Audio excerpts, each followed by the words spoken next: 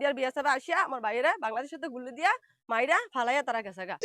বাবা রে বাবা তুমি কোন দেশ বিএসএফ আইয়া বেড়ার বাড়িতে আইয়া বাংলাদেশে গুলি দিছে আমার ছেলেরে বাংলাদেশে। আমার ছেলে লগের লোকেরা আইয়া খবর কইছে আমার ভাইয়া বাংলাদেশে আসলো, ইন্ডিয়ার বিএসএফ আসিয়া আমার বাইরে বাংলাদেশের সাথে গুলি দিয়া মাইরা ফালাইয়া তারা গেছে গা। তারপরে বাংলাদেশের পাবলিকে বিজিবি দেখে রাতে 3টা বাজাইয়া খবরটা আমার মাকে দিছে। বলছে যে আপনার ছেলে কই? মা বলতেছে আমার ছেলে তো বাড়িতে নাই। বলতেছে তারা যে আপনার ছেলে মানে গুলিতে আহত হইয়া বাংলাদেশে পড়ে আছে। তারপরে বলে হ্যার লগের 2জন ছেলে হেকে নিয়ে গেছে। বলছে যে হাসপাতাল কসবো রাহে নাই, কুমিল্লাও রাহে নাই, ঢাকা নিয়ে গেছে।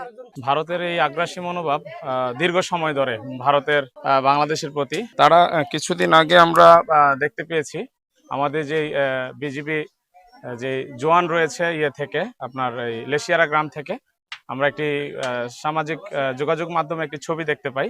সেখানে বিএসএফ বাংলাদেশের বিজিবির কাছে একদম নাস্তানাবুদ এবং নাজেহাল হয়। হয়তো সেটির একটি প্রতিশোধ হতে পারে।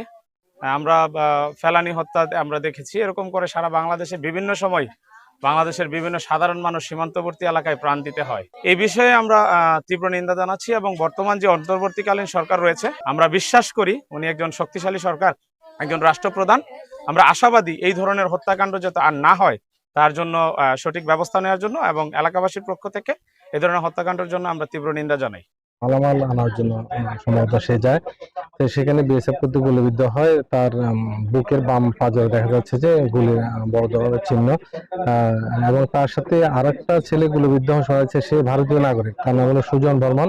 তো এখানে তাদেরকে গুলিবিদ্ধ অবস্থা স্থানীয় লোকজন কিন্তু তাদের উন্নত চিকিৎসার জন্য নিয়ে যাচ্ছে কুমিল্লা থেকে আরো বেটার ট্রিটমেন্টের জন্য যখন ঢাকা নিয়ে যায়, ঢাকা নেওয়ার পথে যে সাকিব সে মারা যায়।